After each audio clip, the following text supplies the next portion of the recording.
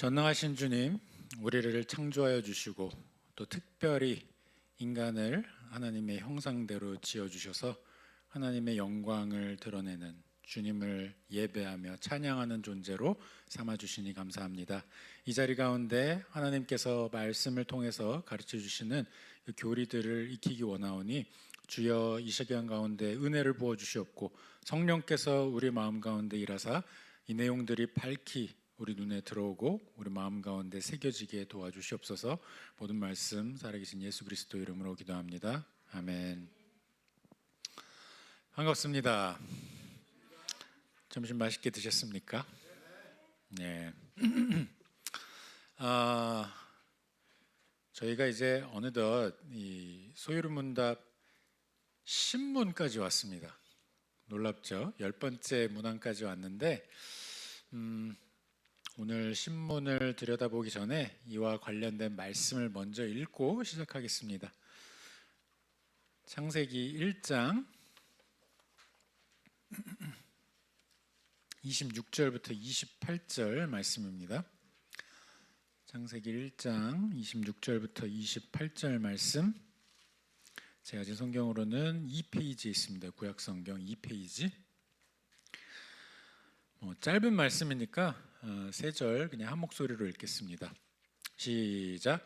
하나님이 이르시되 우리의 형상을 따라 우리의 모양대로 우리가 사람을 만들고 그들로 바다의 물고기와 하늘의 새와 가축과 온 땅과 땅에 기는 모든 것을 다스리게 하자 하시고, 하나님이 자기 형상 곧 하나님의 형상대로 사람을 창조하시되 남자와 여자를 창조하시고, 하나님이 그들에게 복을 주시며 하나님이 그들에게 이르시되 생육하고 번성하여 땅에 충만하라.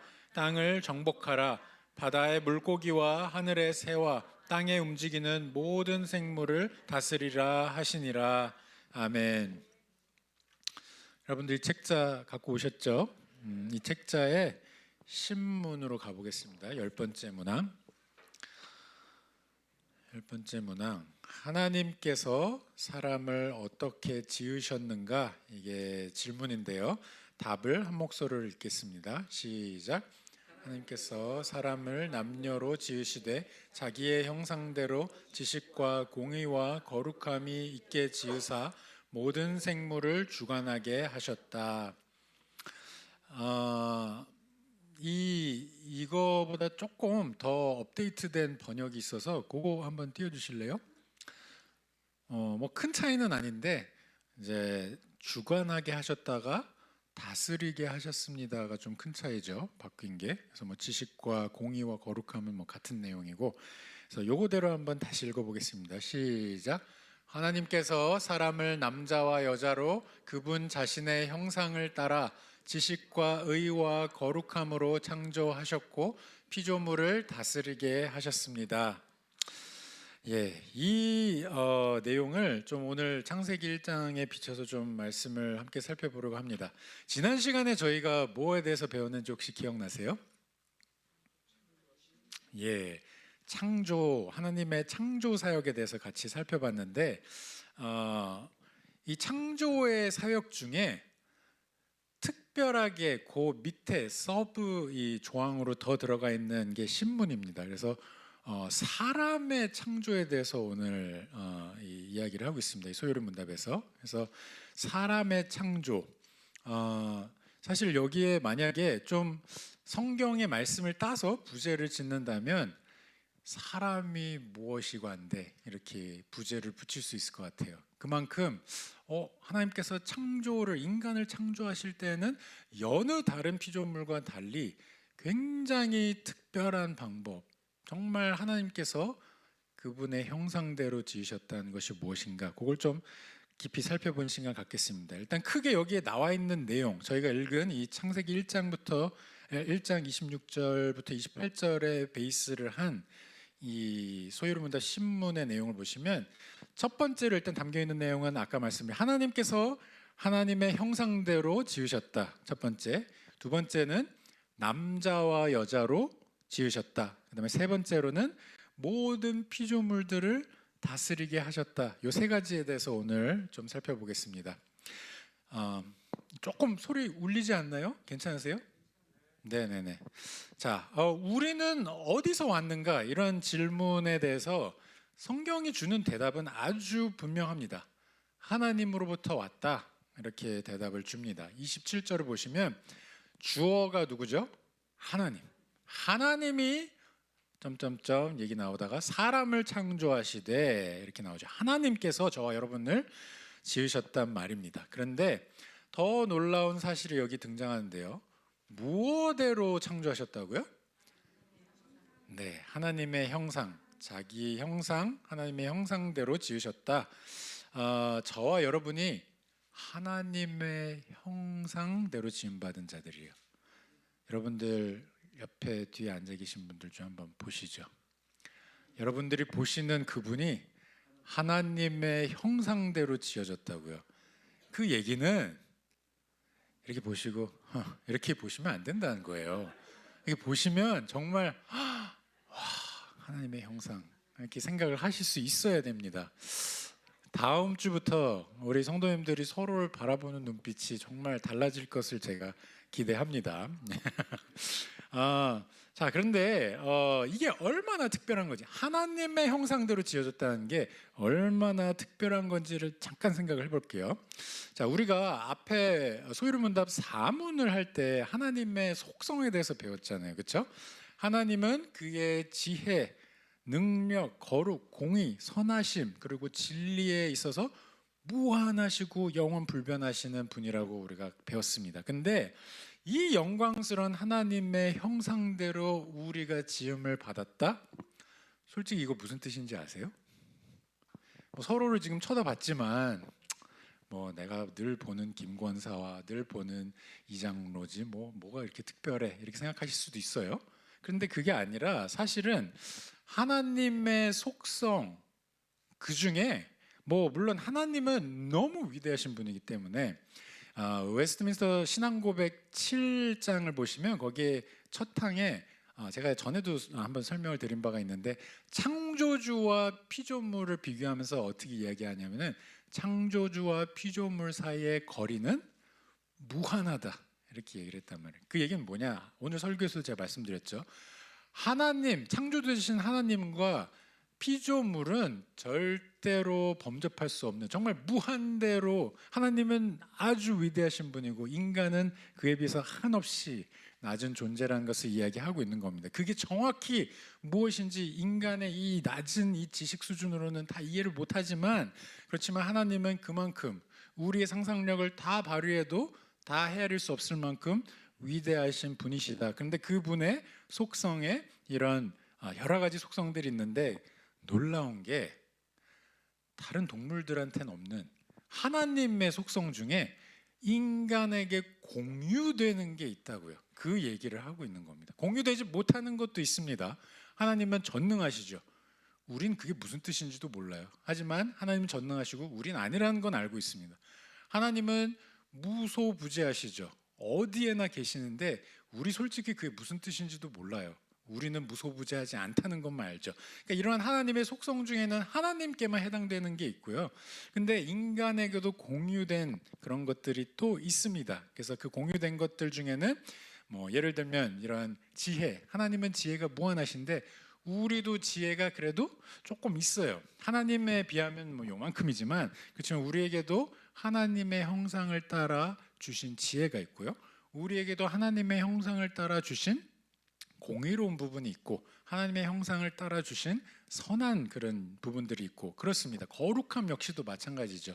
하나님의 거룩함에 비하면 정말 말도 못하는 낮은 수준이지만 그래도 하나님의 형상대로 따라서 거룩하게 되는 존재들이 저희란 얘기입니다. 자, 여기 이제 창세기 1장을 한번 쭉 살펴보시면 말씀으로 하나님께서 창조를 다 이루세요. 그렇죠? 말씀으로 빛을 만드시고 하늘을 지으시고 공창을 만드시고 땅을 만드시고 식물과 동물 지으시고 이게 쭉 이제 1장에 나오잖아요. 근데 5일간 정말 사실 5일간의 이 창조 사역 가운데 단 한 번도 이렇게 지으신 적이 없었단 말이죠. 여기서 우리가 또 한 가지 차이점을 봐야 됩니다. 5일 동안 하나님의 형상대로 지음받은 존재는 단 한 개체도 없습니다. 그런데 6일째 사람을 지으실 때는 하나님의 형상대로 지으셨다고 말씀을 하세요. 그만큼 사람은 특별한 존재입니다. 사람은 하나님의 형상대로 지음받았기 때문에 특별한 존재입니다. 저와 여러분은 성부, 성자, 성령 삼위일체이신 하나님, 이 하나님이 우리가 사도신경을 통해서 고백하는 하나님 아닙니까? 이 하나님의 형상을 따라 지어졌다고요. 이거를 오늘 본문을 통해서 한번 확인해 보시면 24절, 하나님께서 다른 생물들에 대해서는 땅은 생물을 그 종류대로 내라 이렇게 말씀하셨는데 26절 보세요. 어떻게 말씀하시죠? 우리가 사람을 만들자. 처음으로 우리가라고 이렇게 말씀하시면서 사람을 만들자. 그러니까 삼위 하나님이 함께 이 창조의 작업을 하시는데 어떻게 만드시죠? 우리의 형상을 따라, 이 삼위 하나님의 우리의 형상을 따라 우리의 모양대로 짓자 이렇게 말씀하신 겁니다. 보이시죠? 삼위가 어떻게, 이 영광의 삼위일체 하나님께서 이 논의를 하고 계신 거예요. 우리 사람 만들 땐 정말 우리 삼위의 이 속성을 따서 형상대로 짓자. 그래서 창조의 과정 중에 이 코에 생명을 불어 넣으시고, 그래서 사람만이 영적인 존재로 하나님께서 지으신 겁니다. 세상에도 뭐 사람에 대한 관심은 많습니다. 그래서 인간의 존엄성에 대한 뭐 이런저런 얘기를 많이 하는데, 뭐 1, 2차 산업화 시대로 아주 옛날로 거슬러서 올라가면 한때는 여러분들 그 찰리 채플린의 영화 모던 타임즈를 혹시 기억하신 분 있으신가요? 보면 이렇게 뭐 공장에서 뭔가 이렇게 조이는 그런 작업하는 사람으로 나오는데, 이제 너무 이 작업을 똑같이 반복되는 걸 하다 보니까 어딜 가도 막 이 포즈로 계속 다니는 이 찰리 채플린이 연기했던 걸 아마 기억하실 겁니다. 그만큼 사람이 기계화되고 물질화되는 그런 시대에도 이 인간의 존엄성에 대한 각성이 있었고, 요즘은 또 어떻습니까? 요즘은 AI 시대잖아요. 이제 점점 AI가 뭔지 우리가 지금 알아가는 중인데, 이제는 요즘 좀 섬뜩할 때가 있어요. 이렇게 보시면 분명히 사람이 나와서 찍은 영상이라고 생각했는데 자세히 보면 뭔가 피부가 좀 이상해요. 그럼 가만 보면 AI로 만들어낸 그런 사람들이 진짜 사람처럼 막 이렇게 다 합니다. 그래서 점점 인간과 AI가 구별이 잘 안 돼가는 그런 시대로 가면서 점점 묻는 질문이 그건 것 같아요. 진짜 사람이라는 건 뭔가? 근데 뭐 여러 세상에서의 이 학자들이나 뭐 유명한 사람들이나 이런 얘기들을 하는 걸 보면 인간의 존엄성에 대해서 이야기를 하는데 꼭 인간의 내부에서 그 얘기를 답을 찾더라고요. 그러니까 인간은 이렇기 때문에 가치 있고 저렇기 때문에 귀하고 뭔가를 얘기하려고 하는데, 진짜 인간 아름다운 존재다 막 이렇게 얘기를 하려고 합니다. 그러니까 우리가 잘 아는 이 곡도 있잖아요. 사람이 꽃보다 아름다워. 안치환 씨인가요? 어쨌든 그 노래도 있고요. 그러니까 사람의 아름다움에 대해서 사람을 보면서 사람 안에 있는 속성을 막 보면서 계속 그거를 찾으려고 해요. 그런데 곰곰이 생각해 보면 진짜 사람이 아름다운가? 이런 생각을 할 때가 있죠. 왜 그렇죠? 너무 미운 짓을 많이 하니까. 진짜로. 이 너무 진짜 이쁘지 않은 나쁘끄러운 막 흉악한 막 그런 모습들을, 역겨운 모습들이 이 인간 안에 얼마나 많습니까? 뭐 우리 스스로를 돌아봐도 진짜 이 내가 사람이 맞나 하는 순간을 가끔 이렇게 느낄 때가 있습니다. 이러면 이 세상에서 얘기하는 사람이 정말 아름다운 존재인가 좀 퀘스천 마크가 생기죠. 분명히 이 죄에 매여 있는 부분이 있기 때문에 사람의 내면에서 존엄성을 이야기하는 것은 한계가 있습니다. 그러니까 포스트 모더니즘의 이 시대에서는 또 상대성까지 고려하기 시작하면 아름답다라고 말하는 게 뭐 이게 좀 사람이 왜 꼭 아름답지? 뭐 꽃이 사람보다 아름다울 수 있는 거 아니야? 동물이 사람보다 아름다울 수 있는 거 아니야? 이런 상대적인 이론까지 들어서 그렇게 얘기하는 게 아무렇지도 않은 시대에 우리는 살고 있습니다. 그래서 뭐 이 미국 같은 경우에는 이 나무를 너무 사랑한 나머지 그런 모임이 있습니다. 이 운동인데요. 나무를 안아주자.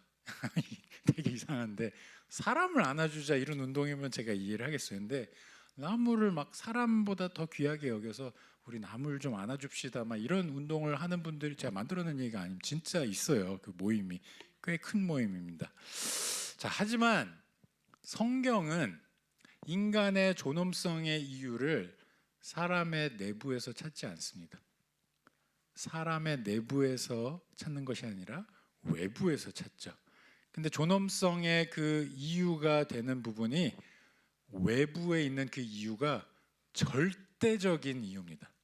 그러니까 무슨 얘기냐면 사람 안에 있는 것들은 사람에 따라서 상대적인 얘기들을 이렇다 저렇다 할 수 있는데 외부에서 찾기 때문에, 그리고 그 외부에서 찾은 그 대상, 찾고 있는 그 대상이 너무 절대적이기 때문에 전혀 이 흔들릴 수 없는 절대 기준이 돼서 사람의 존엄성을 얘기할 수 있어요. 이게 무슨 얘기냐?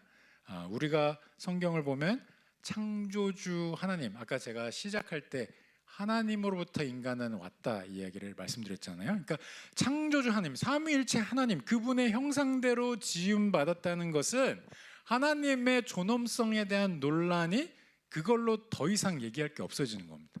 하나님은 절대적으로 거룩하시고 선하시고 또 지혜로우시고 그러한 속성의 하나님이시기 때문에 이 형상대로 지음받은 인간이다. 그러면 세상에서 가장 아름다운 존재가 될 수밖에 없는 겁니다. 사랑하는 우리 성도 여러분, 하나님의 형상대로 지어진 저와 여러분을 바라보시는 하나님의 마음이 어떨까 한번 생각을 해보시죠. 아마 아까 제가 서로 바라보십시오 할 때 보면서 이분이 이렇게 아름다운 분이었나? 이런 생각 다들 하셨죠? 네, 쑥스러워서 표현 안 하시는 거라 생각하겠습니다. 자, 그런데 아무래도 이러한 이 사랑하는 정말 이분 정말 이 사람은 정말 귀하다라는 그 눈빛은 부모와 자녀 간에서 제일 많이 드러나는 것 같아요. 이제 저희가 조금 있으면 이제 크리스마스 이 성탄 축하 이 뭐라 그러죠? 축하 발표를 하지 않습니까? 네, 아마 뭐 자녀교육부가 이제 열심히 준비를 하는 것으로 알고 있어요. 근데 뭐 한성교회에서는 제가 이제 이번에 처음이지만 교회들에서 사역을 해보면 이러한 성탄 축하 발표회 같은 거 할 때 아이들이 나오는 그 순서가 되면 이 일대가 그냥 이거 이렇게 딱 폰 들고 막 앞으로 나오시는 이 부모님들로 꽉 차더라고요. 근데 부모님들 한 분 한 분의 표정이 진짜 진짜 그냥 막 눈에 넣고 싶은 이 표정이에요. 너무 이뻐서 막 이걸 찍으면서도 막 웃음을 그치지 않으세요. 근데 하나님께서 우리를 바라보시면서 그것도 당신을 닮은 당신의 형상대로 지음받은 우리를 보시면서 그렇게 보시지 않을까. 우리가 왜 자녀들을 볼 때 날 닮은 자녀를 보면서 더 이쁘잖아요. 똑같은 것 같습니다. 하나님께서 나를 닮은 내 아들, 내 딸아 이렇게 바라보시면서 그렇게 기뻐하실 것 같습니다. 하나님은 더 하시면 더 했지 인간이 자녀를 향해서 갖고 있는 사랑보다 훨씬 큰 사랑으로 우리를 덮어주시는 분이십니다.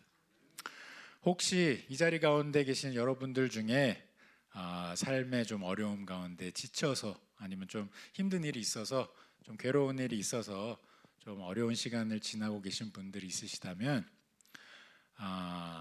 여러분들을 바라보는 이런 눈빛이 있다는 거, 하나님이 여러분들을 바라보시면서 정말 너무 아름답다, 내가 지은 나의 아들 나의 딸이지만 너무 이쁘다 이렇게 바라보시면서 여러분들의 일거수일투족 가운데 함께하고 계시다는 걸 꼭 기억하셨으면 좋겠습니다. 자, 영광의 하나님께서 여러분들과 저에게 말씀을 하십니다. 너는 나 여호와의 형상대로 지어진 아들과 딸이란다. 이것이 우리의 위로와 힘이 되고 아무리 낭만 가운데 처하게 되더라도 왜 그렇잖아요. 우리가 너무너무 힘들 때 가장 먼저 찾는 존재가 어머니와 아버지 아니겠습니까? 그래서 어머니와 아버지를 생각하면 그냥 아무리 내가 막 못난 모습이어도 그 안에 그냥 푹 안기기만 하면 모든 것이 다 해결될 것 같은 그런 기분이 들잖아요. 근데 하나님은 진짜로 우리가 안기기만 하면 모든 게 해결되는 분입니다. 그분의 장중에 있을 때 우리를 건드릴 수 있는 자가 없고 그분의 보호하심과 또 인도하심과 섭리하심 가운데 있을 때 우리의 삶보다 복된 삶은 없습니다. 자, 그런데 이게 끝이 아닙니다. 하나님의 형상대로 창조하셨고요. 창조했으니 이제는 너가 알아서 하산해서 알아서 살아라 이러지 않으시고 하나님께서는 우리를 너무 사랑하신 나머지 이 죄와 사망으로 치닫는 그런 우리의 이 모습을 그냥 두고 보실 수가 없는 거예요. 그래서 죄악에서 건지셨습니다. 근데 이게 그냥 뭐 픽 이렇게 건지신 게 아니고요. 진짜 모든 걸 다 쏟아 넣으시면서 하나뿐인 아들 예수 그리스도까지 내어 주시면서 저와 여러분이 이 죄의 나락으로 빠지지 않도록 그렇게 건지셨단 말이죠. 아니 근데 한번 생각을 해보세요. 진짜로 제가 전에도 말씀드렸지만 남의 죄를 자기 자식한테 뒤집어 씌울 부모가 어디 있습니까? 근데 하나님 아버지께서 아들 되시는 예수 그리스도께 저와 여러분의 죄를 다 뒤집어 씌웠단 말이죠. 제가 아침에 설교에서 하나님께서 그 십자가 가운데 못 박혀 숨을 거두신 예수 그리스도를 아마 바라볼 수 없을 만큼 마음이 아프셨을 것이다. 이 말씀을 드린 이유가 바로 그것입니다. 아버지께서 이 아들을 보시면서 얼마나 귀하게 여기시고 근데 그 아들을 내어주실 만큼 우리를 사랑하신 하나님이라면 그 사랑의 크기가 얼마나 크겠냐고요. 저와 여러분은 그런 사랑을 받고 있는 자들입니다. 한 해를 마무리하면서 그 사랑을 여러분들의 마음 가운데 새기고 정말 나는 복된 사람이구나 꼭 기억하시기 바랍니다. 자, 27절을 보시면요. 하나님께서 사람을 자기 형상대로 지으실 때 남자와 여자를 창조하셨다고 적혀져 있습니다. 자, 여기에는 분명히 남자와 여자 딱 두 성적인 정체성을 가진 존재들이 적혀져 있죠. 그렇죠? 분명히 남자와 여자는 신체적인 조건도 다르고요. 성향도 다르고 그리고 하나님께서 주신 역할도 다릅니다.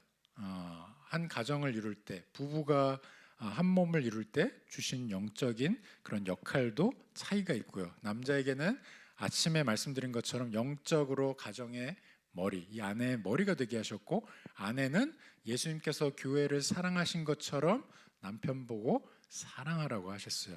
목숨을 내어줄 정도로 그렇게 사랑하라는 뜻입니다. 반면에 여자한테는 남편에게 돕는 배필이 되게 지으셨습니다. 창세기 2장이 되게 재밌는 게요. 하나님께서 창조하실 때 다 지으시고 나서 좋았더라, 좋다 이렇게 하셨는데 유일하게 좋지 않다라고 하신 게 있는데 그게 뭔지 아세요? 맞습니다. 역시 권사회 회장님은 다르시군요.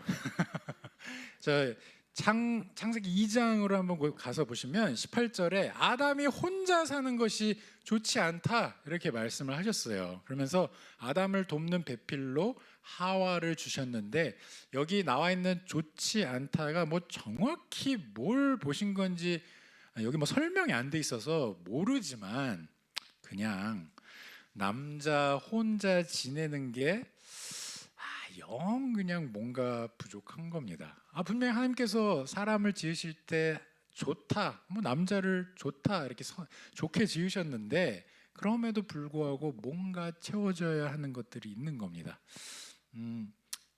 제 아내가 저를 볼 때마다 꼭 하는 얘기가 있는데 당신은 진짜 손이 많이 가는 남자라고 최근에도 계속 그런 얘기를 좀 들었습니다. 성장을 안 하나 봐요, 저는. 그런데 이게 저뿐만 아니라 모든 가정들의 남편들이 그런 존재라고 저는 믿고 있습니다. 맞나요? 네, 저 혼자만 손이 많이 가는 존재면 좀 억울하잖아요. 어쨌든 근데 손이 남자들이 보통 손이 좀 갑니다. 많이 갑니다. 그런데 그런 남자들을 도와서 교회가 그리스도께 하듯이 남편을 존경하고 또 아이를 낳아서 가정이 생육하고 번성하게 하는 그 특권을 여자들에게 아내들에게 허락하셨어요. 자, 그런데 여기서 우리가 한 가지 짚고 넘어가야 되는 게 있다면, 하나님께서 남자와 여자를 창조하신 이 자체가 사실은 둘 다 하나님의 형상대로 지으셨다는 거예요. 다시 말하자면 하나님의 형상을 진짜 온전히 다 드러내기 위해서는 남자만 있어도 안 되고요, 여자만 있어도 안 됩니다. 하나님께서 남자와 여자로 인간을 지으신 데에는 이 둘이 상호 보완적으로 하나님을 드러내는 그런 하나님의 깊은 뜻이 있는 겁니다. 그러니까 제발 왜 남자분들이 꼭 그런 뭐라 그러죠? 그런 얘기를 많이 하죠. 이렇게 여자는 내 갈비뼈에서 나왔으니까 내 밑이야 이렇게 얘기하시는데, 제발 그런 얘기 하지 마시고요. 전혀 그렇지 않습니다. 오히려 그거를 반박하는 또 얘기로 여자는 남자는 흙에서 지어졌지만 티끌에서, 여자는 사람의 몸에서 나왔기 때문에 더 우월한 존재라는 얘기도 합니다. 뭐 다 그냥 뭐 좀 웃자고 하는 얘기지만 어쨌든 하나님의 형상에는 남자로서 설명이 되는 부분이 있고 여자로서 설명이 되는 두 존재가 다 필요한 겁니다. 그래서 서로의 존재에 대해서 다 하나님께 영광을 돌리는 그런 존재로 인식함이 마땅합니다. 교회 안에서도 마찬가지입니다. 남편들이 잘하는 게 있는가 하면 또 아내들이 잘하는 것들이 있죠. 뭐 저희 집에서는 남자보다 여자가 잘하는 게 많다고 저는 생각합니다만, 또 각 가정마다 상황이 다르니까 남자가 또 여자보다 잘하는 부분들도 있고, 교회 안에서 그렇게 서로가 잘하는 부분들을 또 조화를 이루어서 섬겨가는 것이 그게 아름다운 하나님의 어떤 인간으로 하나님의 형상대로 지음받은 존재로서의 그런 모습이 아닐까 싶습니다. 자, 하나님께서는 사람을 하나님의 형상대로, 그리고 이제 두 번째 내용 남자와 여자로 지으셨는데, 그러면서 또 한 가지 하신 게 있습니다. 이렇게 지음받은 남자와 여자로 지음받은 사람으로 하여금 모든 피조물들을 다스리게 하셨어요. 그래서 하나님이 창조주시고 하나님께서 이 모든 것들을 다 지으셨는데, 우리 생각엔 당연히 왕이신 하나님께서 직접 다스리시는 것이 맞잖아요. 물론 하나님께서 그렇게 하실 수 있죠. 뭐 말씀 하나로 세상을 다 지으셨는데 그게 뭐 대수겠어요? 근데 굳이 또 인간을 들어서, 하나님의 형상대로 지음받은 인간을 들어서 세상의 청지기 역할을 하게 하신다는 겁니다. 세상을 다스리라, 피조물들을 다스리라, 이 미션을 저와 여러분들에게 주셨어요. 이게 대표적으로 드러난 말씀이 창세기 2장 19절 말씀인데, 여기서 이름짓기를 합니다. 이름짓기. 창조는 하나님께서 하셨는데, 하나님께서 아담더러 이 당신이 창조한 이 모든 이 동물과 또 새들과 뭐 이런 존재들을 다 이름을 지으라고 하십니다. 아담이 뭐라고 부르나 보시려고 그것들을 다 그에게 끌고 가서 아담이 직접 이름을 부르는 것이 그들의 이름이 되어버리죠. 이게 뭐 별거 아닌 왜 이렇게 하시지 그러고 그냥 넘어가실 게 아닌 게, 이름을 지어준다는 것은 무슨 뜻이죠? 확실한 다스리는 자와 다스림 받는 자의 구분이 거기서 이루어지는 거예요. 그러니까 뭐 아주 작은 예로 이 자녀의 이름을 여러분들이 지어주시잖아요. 그러니까 물론 뭐 다스린다는 것이 부모 자식 간의 관계에서는 조금 더 다른 측면이 있지만, 어쨌든 이 아이를 양육하고 이 아이가 부모의 어떤 권위 아래서 보살핌을 받고 자라나는 존재이기 때문에 이름을 지어줄 수가 있는 거잖아요. 물론 조부모님들이 짓는 경우도 있습니다만 어쨌든 주로 부모님들이 짓는다는 걸 우리가 생각해 보면 이게 마찬가지 얘기인 겁니다. 지금 아담더러 이렇게 하라는 얘기는 아담에게 마치 창조주가 원래 다스림이 나오는 창조주의 그 권한이 아담한테 지금 부여되고 있는 약간 그런 모양새입니다. 그렇죠? 근데 이 피조물들의 이름을 아담이 그렇게 지으면서 좀 우리가 생각해 볼 부분이 여기서 이제 생육하고 번성하라, 땅을 정복하고 다스리라 이런 명령을 주시는데 하나님의 형상대로 하나님의 영광을 드러내는 주의 자녀들이 번성하고 큰 무리를 이루어서 땅 끝까지 예수 그리스도의 영광을 곳곳에 드러내기를 바라시는 하나님의 뜻이 여기 있다는 걸 한번 생각해 봐야 됩니다. 하나님께서 다스리라 하시고 나서 거기서 그친 것이 아니라 정말 생육하고 번성해. 그 얘기는 이 하나님의 형상대로 지음받은 자들이 온 땅을 다 덮을 수 있게, 그래서 그 땅, 모든 땅 가운데 하나님 나라가 임하는 곳에 하나님의 형상이 밝게 빛나는 그런 모습을 우리로 하여금 상상을 해보게 합니다. 그래서 땅 끝까지 나아가라 하신 것이고, 이게 저와 여러분의 크리스찬으로서의 지상 대명령이 되는 겁니다. 자, 저는 저와 여러분이 이 땅에서 감당해야 되는 삶의 모습이 여기 담겨 있다고 생각합니다. 우리가 다 살아가는 영역이 다르고 하고 있는 일이 다르고 또 이끌어 나가는 가정이 다르고 다 다릅니다만 우리의 삶이 도대체 어떤 삶이어야 하는가, 이걸 여러분들이 고민하고 계시다면 여기서 답을 찾으십시오. 하나님의 그 영광스러운 형상이 나를 통해 내 발이 닿는 곳곳마다 그곳 가운데 드러나기를, 이게 우리가 이 땅을 살아가는 미션입니다. 그 얘기는 정말로 하나님을 경외하는 예배자로서 내가 서 있는 곳마다 하나님을 예배하고 내가 거하는 곳마다 복음을 전하는 자로서의 삶을 살아내고 하나님께서 기뻐하시는 모습이 무엇인지를 가장 깊이 고민하는 그런 존재들이 되어야 한다는 것이죠. 이렇게 얘기하지만 당장 내일 삶으로 이제 들어가시면 이게 생각처럼 쉽지 않다는 것을 바로 느끼실 수 있을 겁니다. 왜냐하면 일단 우리가 살아오던 모멘텀에 그렇지 않은 부분들이 또 있고요. 우리가 살아가는 세상이 이런 일들에 별로 관심이 없기 때문입니다. 그냥 관심만 없으면 괜찮은데 이러한 미션을 갖고 살아내려고 하는 사람들을 애써 끌어내리는, 아우 뭘 그렇게 뭘 유별나게 해, 그냥 남들 하듯이 살아, 이렇게 말하는 세상이기 때문이 그래요. 그래서 이 말씀이 저희에게 정말 너무너무 소중한 말씀이 되는 겁니다. 여러분도 한번 상상을 해보시죠. 내가 지금 들어가서 나와 함께 보내는 이 가족들이 그곳 가운데서 하나님의 영광이 막 찬란하게 빛난다. 그리고 내가 출근해서 거하는 그곳에서, 그 직장터에서 하나님께서 막 영광 받으시는 그 장면을 연상해 보시고요. 그리고 여러분들이 나아가서 거하는 그 공동체, 만나는 사람마다 사람들이 하나님을 궁금해하게 되고 하나님을 높이게 된다. 이것처럼 가슴 뛰는 게 어디 있습니까? 그렇죠? 상상하는 것만으로도 막 너무너무 전율이 오르지 않습니까? 하나님의 마음 가운데는 이런 그림이 있는 겁니다.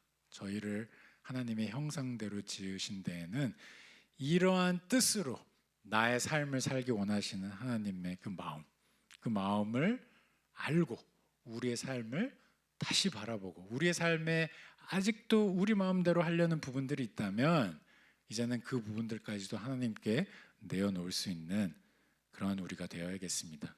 도대체 사람이 뭐길래 하나님께서 이토록 하나님의 영광에 대해서 그 그림을 가르쳐 주시면서 우리를 하나님의 형상대로 지으십니까? 생각을 해보세요. 전혀 그럴 이유가 없단 말이죠. 그런데 하나님께서 우리를 향해서 보고 계시는 정말 꿀이 뚝뚝 떨어지는 그 눈빛에 너가 나의 영광 가운데 거했으면 좋겠다, 이 마음이 있는 겁니다. 그래서 우리 한샘교회 모든 성도님들이 이런 하나님의 마음을 이 한 해를 마무리하면서 또 새해를 맞이하면서 더 깊이 알았으면 좋겠고, 예수 그리스도께서 다시 오실 날이 멀지 않았습니다. 도적같이 이룰 수 있습니다. 근데 그 순간이 오는 것만을 기다리는 자의 삶의 모습은 어떤 것인가? 언제 주님이 오셔도 나는 그 순간이 가장 기쁘고 가장 기다리는 순간입니다 라는 게 되려면 나의 삶은 어느 부분에 있어서 좀 고쳐줘야 되고 또 하나님의 바꾸시는 손길이 필요한지 좀 그림이 그려질 겁니다. 지금까지 제가 드린 말씀 전체를 잘 요약해서 이렇게 정리해 놓은 말씀이 있어서 히브리서 2장을 한번 읽어드림으로 말씀을 마치고자 합니다. 히브리서 2장 6절부터 10절에 이런 내용이 적혀 있습니다.